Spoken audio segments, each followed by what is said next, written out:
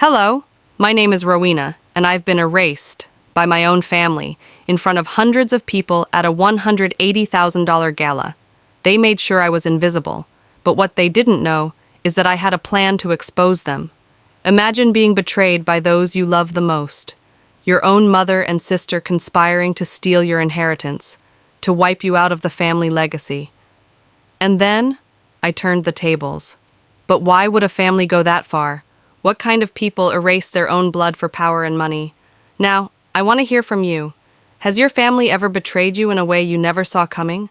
Drop a comment below. Where are you watching from and what's your story? Let's talk. The chandeliers inside the Rembrandt estate glimmered like frozen stars. Laughter echoed off the marble, polite and rehearsed. I adjusted the satin fold of my gown and stepped further into the ballroom, my heels tapping a rhythm I didn't feel confident enough to own. I'd rehearsed every breath for this night, my family's philanthropic gala, a $180,000 spectacle, and I thought I was ready. What I didn't expect was to be erased in real time. I scanned the glittering tables, each adorned with personalized name cards.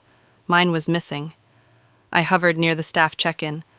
"Hi, I'm Rowena Hale," I offered with an expectant smile.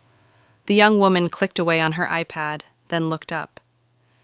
"I'm sorry, ma'am, you're not listed." I blinked. "That can't be right. This is my family's event." She shrugged. "You'll have to check with the organizers." I turned toward the main floor where faces I'd known for decades now flickered between amusement and avoidance. My brother-in-law Bennett stood chatting with two investors from the East Coast. I approached. He glanced at me, then back to them. "No, I don't believe we've met," he said, smiling. My heart cracked. The lights dimmed and the slideshow began. Family history, awards, charity work. Thalia's face dominated the screen. Mine? Gone. Like I never existed. The MC announced the board of the Hale Foundation. Every name I helped select was listed. Mine wasn't.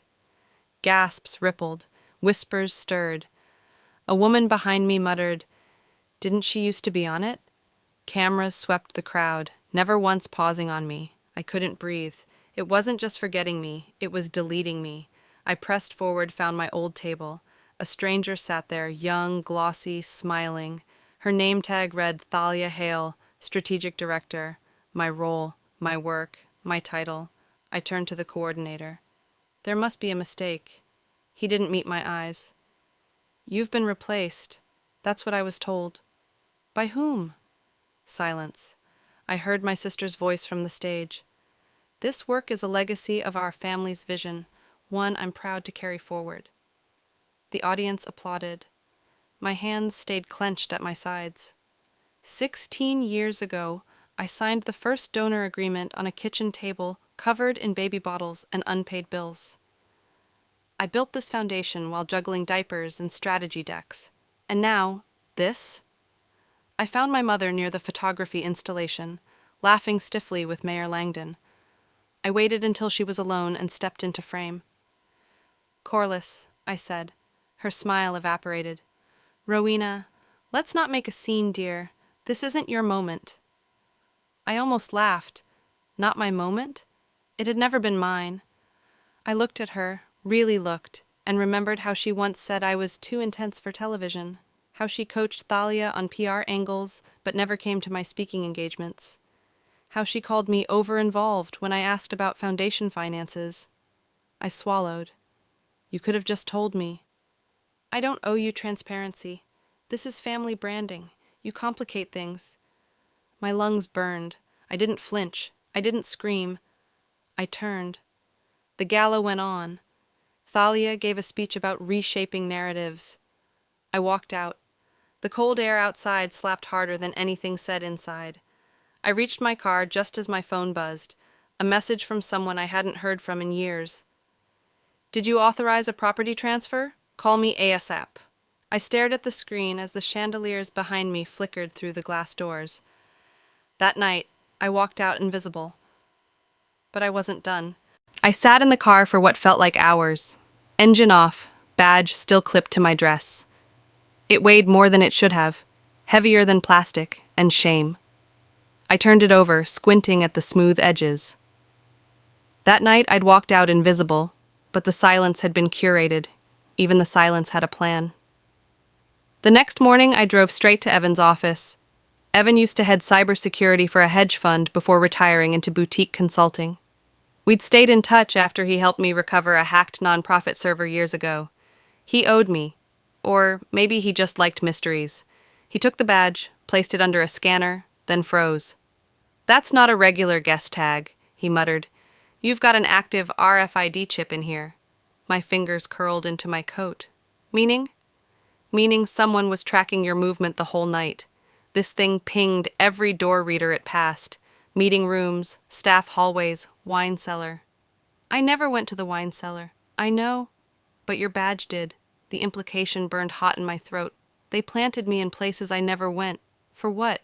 Access logs? Footage? Evan looked up, face grim. If someone wants to accuse you of, say, tampering with documents, this data becomes very useful. A setup, not just erasure, an elegant frame job. I drove home in a silence so thick it felt physical, the kind of silence that presses on your chest. In it, I replayed every warning sign I'd ignored. Last Thanksgiving, they forgot to send me the invitation. My keynote speech on family-based philanthropy never made it to the Foundation's website. At my father's retirement dinner, Thalia thanked everyone who built this legacy. She didn't even glance at me. I opened my notes app, started typing a message to my mother. "You orchestrated this, and you think I'm too weak to fight." Then I deleted it. Later that night, I opened my laptop. My nonprofit login still had credentials for the shared family archive. Years of records, newsletters, event photos. I typed in my name. Only 5 results. 5 out of 2 decades of work. I scrolled through folders. Gala 2017. No trace of me. The fundraising benefit in Napa? Gone.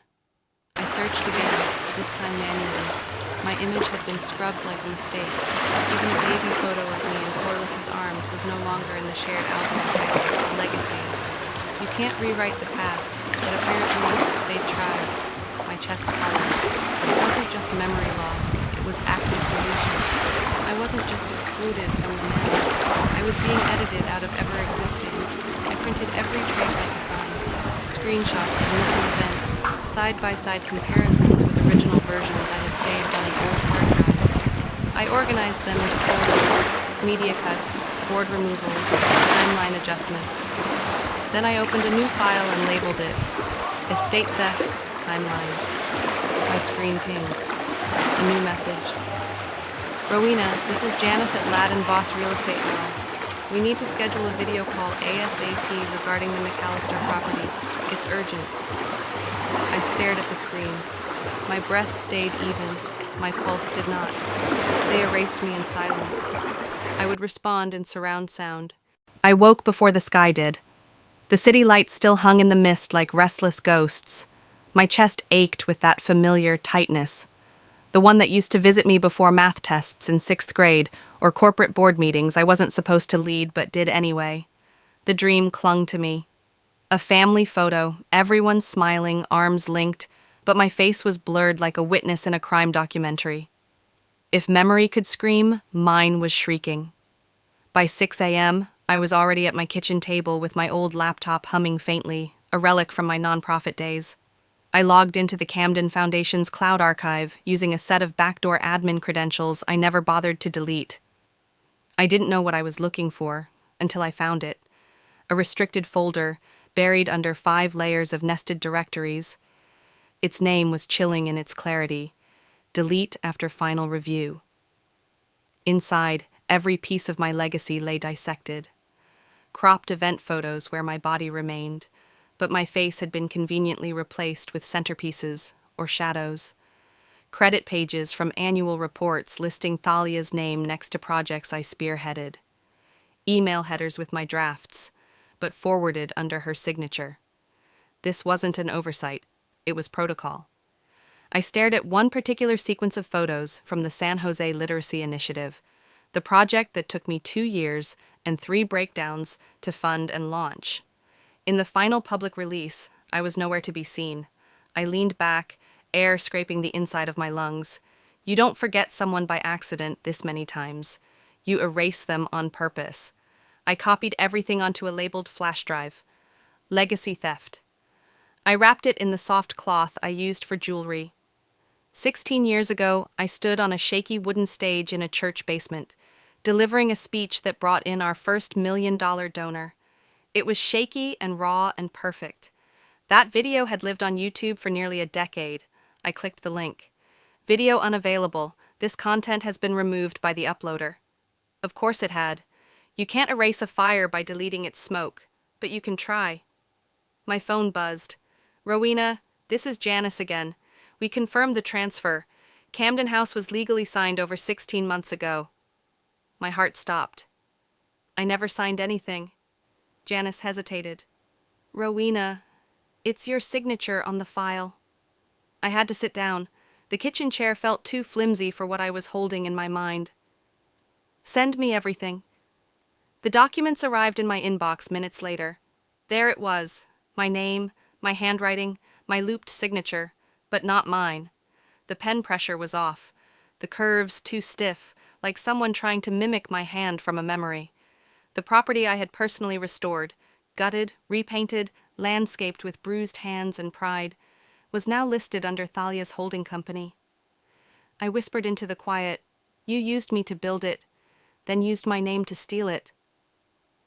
I printed out the deed, circled the signature. Something about the way the R sloped backward made my stomach tighten. I snapped a photo and sent it to Lena, a friend from college who now worked in forensic handwriting analysis for a private firm in Portland. My message was short. Need confirmation. ASAP. It's not mine. No emoji, no pleasantries, just fire. They thought deleting my name from history was enough, but they forgot the past had copies. If they used my name to take what's mine, I'll use the truth to take it all back. They didn't just sign my name, they rewrote my history. And the more I stared at the forged deed, the more it became clear. If I stayed quiet, I was part of it. Silence wasn't self-preservation anymore, it was surrender. I pulled up Lane Harwood's contact from an old donor list. The name didn't sting as much as the memory did. Back then, Lane was the guy who used to sneak me his extra drink tickets at fundraising galas, the one who flirted without being gross, who said I had the kind of brain that could run empires. I believed him once. He was scheduled to speak at a sustainability networking event at a boutique hotel in Sausalito. I didn't RSVP. I didn't care. When I stepped into the ballroom, I saw him laughing by the stage, name badge askew like always. He didn't see me until I was 3 feet away. Rowena? Wow, didn't expect to see you here. I'm not here to network, I said flatly. I'm here about the Camden House transfer. His smile faltered. Listen, I'm just the notary. You certified a deed I never signed, I cut in, loud enough that the woman beside us glanced over. That's fraud, Lane, and I'm filing for a subpoena. He blanched. Look, Thalia said you were... Stepping back. She needed it done quickly. I didn't think... You didn't think because she paid you not to. He didn't deny it. And in that pause, those 3 seconds where he didn't fight back, I knew. Everything I feared was real. Someone I trusted let money rewrite my name. You helped them erase me, I said, voice low. You put your seal on a lie. I'm sorry, he muttered. But the words landed like styrofoam, weightless, insulting. I walked away. 16 years ago, Thalia and I wore matching silver gowns at a joint birthday gala. We were inseparable, drunk on champagne and girlhood dreams. I remembered her laughing so hard she nearly dropped the microphone during our speech. We're sisters. That's the superpower, she said. Now she was the villain in the story we never meant to write. I drove home with the windows down, letting the cold air slap me awake. The city blurred. My hands clenched the steering wheel so tightly, my knuckles whitened. I stayed up that night, combing through incorporation records. There it was. An LLC registered under Thalia Elise Harwood, her middle name tucked neatly into the folds of paperwork, using my old address. The company name, Orel Skin. The funding, an undisclosed asset injection, Camden House. She didn't just benefit from the theft, she built her empire on it. The betrayal hollowed me out. Thalia had always been the polished one, the darling in pearls who never raised her voice. I'd mistaken quiet for goodness, but silence can kill louder than any shout. I stared at the phone screen. An unsent voice memo blinked at me. I'd recorded it 2 nights ago. Why didn't you speak up? I deleted it. I didn't need her words. I needed her downfall. If silence was their weapon, truth will be mine. The agency's front desk smelled like citrus and cement polish. Everything was sleek, marble counters, LED screens, minimalistic decor. The receptionist offered a plastic smile, but I didn't return it. I had no interest in courtesy. I'm here to pick up visuals from the Kincaid Foundation campaign, I said, using my old title, daring it to still mean something. She hesitated, then typed, "One moment. There's no record of you listed as an authorized contact. I'm Rowena Kincaid." Her fingers froze. She stood and stepped into the back. The files she returned with, wrongly assuming I'd leave them untouched, were stamped with coded notations. One folder was marked Remove Subject R. Another, Phase 2, Visual Continuity, Exclude RK. I opened one design mock-up. It was a family group shot. My body was there, my face blurred like a misaligned memory. It wasn't neglect. It was directive. In the hallway outside, I leaned against a glass panel, pulse steadying. I thumbed open the flash drive I'd slid into my purse and copied the files in silence. When I left, no one tried to stop me. That night, I found it. The contract between my mother's foundation and Thalia's PR firm. A crisp PDF with high retainer language and one sentence that burned through the screen. Exclude all media representation of Rowena Kincaid. My name, tucked between legal jargon like it was a contaminant. They didn't just want me gone. They wanted me unwritten. I sat in my car outside the office, breathing shallow. The past played through my phone in old voice memos. Laughter from a Christmas in Tahoe. Thalia reading a toast I wrote. Mom saying, "You've always been the heart of this family." It felt like someone else's life. I didn't cry. I hit record. "I'm not your shame. You'll wear mine next." The email to Cassandra went out 5 minutes later. Subject line, "Your next headline." Attached was a clip from a 2022 board meeting, audio I'd saved back when I still believed things could change. Corliss's voice floated through the file with clinical coldness. She doesn't fit the aesthetic. Her trauma is off-brand. By noon, the clip had aired on the Finance Folds podcast and had been reposted by 3 media influencers, 2 public interest lawyers, and 1 extremely angry senator's daughter. By 3 p.m., the Kincaid Foundation's social accounts were flooded. The comments ranged from despicable to, "So this is how legacies are curated now?" Sponsors began pulling logos. Their silence cracked. I didn't. At 5:27 p.m., my phone rang. Unknown caller. I let it go to voicemail. The message was short. "You think this is the worst we've done?" I replayed it twice. Then I smiled, cool and deliberate. "No," I whispered to the night, "but I'm just getting started." The days after the audio leak were like a storm rolling over the family's polished facade. I watched as the news coverage erupted, every outlet picking up the story, every podcast disassembling it, every comment thread multiplying like wildfire. It wasn't just my fight anymore. I had sparked something that couldn't be contained, and for once, I felt calm. The silence that had defined my life for so long, suffocating every thought, every word, every action, had been shattered. Now it was my turn to speak. I had planned this. Every move, every word, every leak was calculated. It wasn't just a desperate act of retaliation. It was a reclamation of my own existence. The last thing I wanted was revenge. But now, justice felt inevitable. I shifted in my seat, hands trembling slightly as I clicked open the file from the old press contact. I'd been planning this moment for months, waiting for the right time to expose the truth, to force people to listen. The phrase, off-brand trauma, had gone viral almost immediately. It was everywhere, on Twitter, on news sites, even on financial podcasts. People were talking about Corliss Kincaid as the face of corporate hypocrisy, her words the catalyst for my awakening. I remembered what she had said during that meeting, her cold, dismissive tone. She doesn't fit the aesthetic. Her trauma is off-brand. It wasn't just a jab. It was a calculated decision to silence me.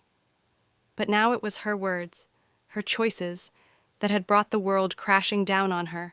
She couldn't control it anymore. The press had latched onto the story, and the sponsors were fleeing faster than I could have imagined. But the fight wasn't over. It had only just begun. I closed the file and leaned back, taking a deep breath. I didn't need to fight in the shadows anymore. It was time to shift the power. I was sitting in my car, staring at the city skyline, when the call came through. The name of the law firm flickered on my screen. I had a private investigator digging into the Camden Estates documents for weeks now, and the results were starting to show. The files from the lawyer had arrived that morning. Hidden among dozens of meaningless contracts, a single phrase stood out: sealed will. My heart raced as I arranged to meet with the lawyer. This wasn't just about the house, it was about reclaiming what was mine, from the inside out. The will was exactly what I needed. It was clear, unmistakable. I was named as the primary heir to Camden House and the entire family trust. My mother had tried to bury it, replace it, delete me. But this document had survived, and now it was proof that I had been the rightful heir all along. My hands shook as I printed the document. I stared at the forged signature beneath my name, the one Corliss and Darian had used to replace me. I didn't even recognize the signature anymore. I zoomed in, examining it under the harsh light of the desk lamp.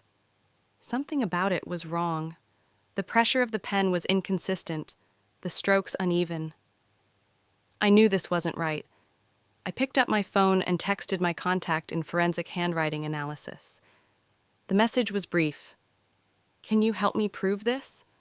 The answer came back quickly. Yes. A small grin played at the corner of my mouth as I stood and walked out of the room.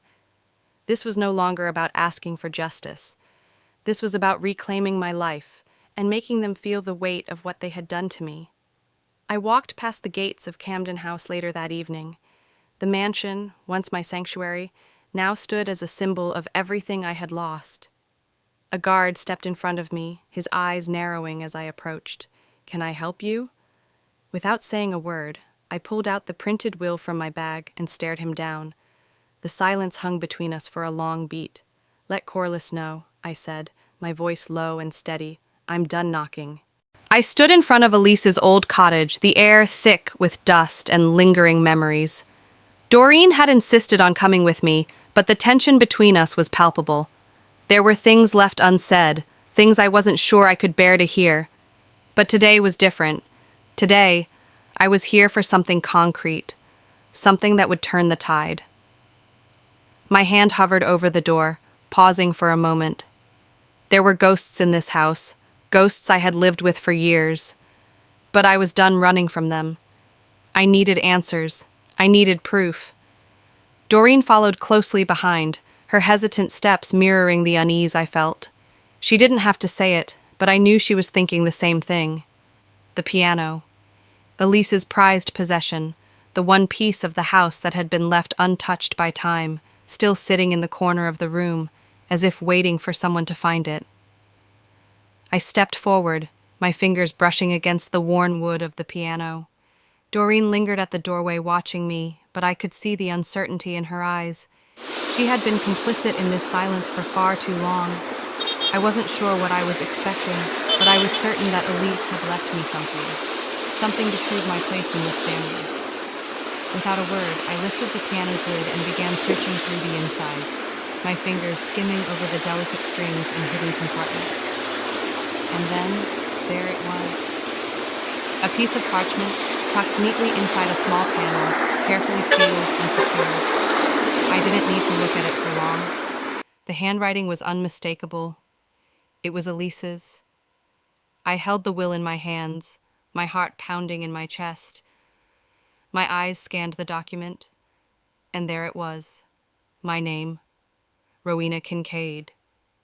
I was the rightful heir to Camden House. I wasn't just fighting for a place at the table. I had been chosen long ago. Elise had protected me, even in death. I almost couldn't breathe as the weight of the words settled over me. This was it, the proof I needed, the validation of everything I had suspected, but never had the means to prove. I looked up at Doreen, who stood frozen in the doorway. Her face had drained of color, and I could see the regret in her eyes. "Doreen," I said, my voice steady but filled with the bitterness I had carried for years. "You knew, didn't you?" She didn't answer at first. Instead, she lowered her head, her hands trembling at her sides. It was as if she had been holding her breath for too long, afraid to let the truth out. "I suspected.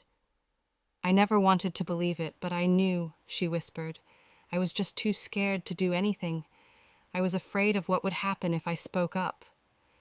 "Afraid?" I repeated, disbelief in my voice. "This family destroyed me, and you were afraid." Doreen's tears fell freely now, her guilt laid bare. "I couldn't destroy what was left of us. I didn't have the strength to fight them. I just wanted to protect you, Rowena.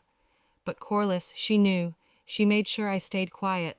She made me sign a non-disclosure inheritance clause." The words hit me like a slap to the face. I could feel my body tense, my mind racing. "She made you, what? A clause?" I choked out the words, struggling to keep my composure. "So you've been bought off. You've been silenced by money for all these years." "I wasn't indifferent," Doreen cried, her voice breaking. "I was surviving. I had no choice." I wanted to scream at her, to tell her how much her silence had cost me, how much it had cost all of us. But instead, I stood there, frozen in the reality of what she had just admitted. She wasn't an ally. She was another victim, just as much a part of this betrayal as the rest of them. I didn't know what hurt more, the fact that Doreen had known and done nothing, or the realization that even my closest family members had been corrupted by the system I was fighting against. My own flesh and blood had turned their backs on me for fear of losing their place at the table. I stood up straighter, the will still clutched tightly in my hand. "You knew this whole time," I said, my voice low but steady. "And you didn't say a word. You didn't protect me, not when it mattered." Doreen looked at me, the sorrow in her eyes too much to bear. "I'm sorry, Rowena, I should have said something. I should have told you, but I was scared of losing everything." I took a deep breath, letting the anger wash over me. "You've lost everything, Doreen. You just don't know it yet." I walked out of the cottage, feeling the weight of the betrayal settle into my bones. I could feel the heat of the moment burning behind me, but I didn't look back. It wasn't my job to save them anymore. Once I was outside, I dialed my attorney. The conversation was brief, but the message was clear. "Prepare everything," I said, my tone cutting through the static. "I want the original will entered into court." I could feel the shift. I could feel the power starting to return to me. "If they want a war," I said, the words falling. The day had come, the day that would change everything. The chaos of the Unity brunch, hosted by Corliss to salvage the family's fractured image, was unfolding in parallel with the courtroom battle where I prepared to take the final step. A duel of public relations against legal truth. A showdown that would leave no room for anyone to remain neutral. I stood in the courtroom, feeling the weight of the world pressing down on me. My family was out there, attending their brunch, pretending that everything was fine. But I knew it wouldn't be long before their facade cracked. The media buzzed, speculating on the conflict between mother and daughter. The air was thick with anticipation. And then it happened. Doreen, of all people, appeared at the courthouse, her face pale and drawn as she walked in, unnoticed at first, before the reporters caught wind of her presence. She asked to speak, and my heart skipped a beat. I wasn't sure whether to feel betrayed or relieved. She had known about the scheme for years, but now she was ready to speak the truth. She stood there, in front of the cameras, trembling, her voice breaking as she finally confessed the details. She admitted that Corliss and Thalia had conspired to erase me from the family legacy and falsify the estate documents. She had brought corroborating evidence, email printouts, recorded conversations, everything they had used to cover their tracks. The truth, raw and unfiltered, flowed from her like a floodgate opening. The courtroom fell silent. Shockwaves rippled through the public, and I could feel the floor beneath me shift. The momentum had completely turned in my favor. The weight of Doreen's confession was enough to shatter their carefully constructed lies. For the first time, the world could see my side of the story, clearly, decisively, and irrefutably. The power was mine now. Meanwhile, across town at the Unity brunch, Corliss stood at the podium, toasting to reconciliation and the family's bright future, oblivious to the storm brewing. But it didn't take long for the phones to start lighting up, and the news broke like wildfire. The court had ruled in my favor. The estate was to be returned to me, with the original will deemed valid. My attorney's statement came through loud and clear. The truth never needed branding. As Corliss's smile faltered, the brunch began to disintegrate. Guests, once eager to align themselves with the family, started to leave, murmuring to each other, casting sidelong glances at the media cameras. Corliss's face flushed with humiliation as she realized her grip on the narrative had slipped beyond her control. Thalia, always the first to bolt when things went south, stormed out, refusing to comment. Her exit was as predictable as it was telling. The family was collapsing, and they knew it. As I stood in the courtroom watching the tide turn, a sense of vindication surged through me. I had not only reclaimed what was mine, I had exposed the truth for the world to see. My family's lies were now in the public domain, their hypocrisy laid bare. I didn't flinch as the camera lights flickered, capturing the moment. This was the climax of everything I had fought for.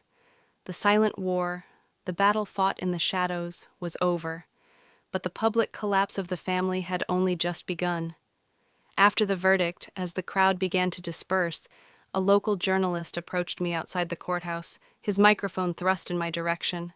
His voice was laced with curiosity, but I wasn't here to answer his questions for free. The aftermath of the trial had set the stage for something new, but it wasn't the end I had imagined. Corliss, humiliated in the public eye after the brunch disaster, withdrew from the world she had once commanded. The media bombarded me with interview requests, but I declined them all, carefully choosing the one that would tell my story without filters. That interview, aired on a women's justice podcast, exploded online. The narrative had shifted. The truth had broken free. Doreen, on the other hand, slipped into silence.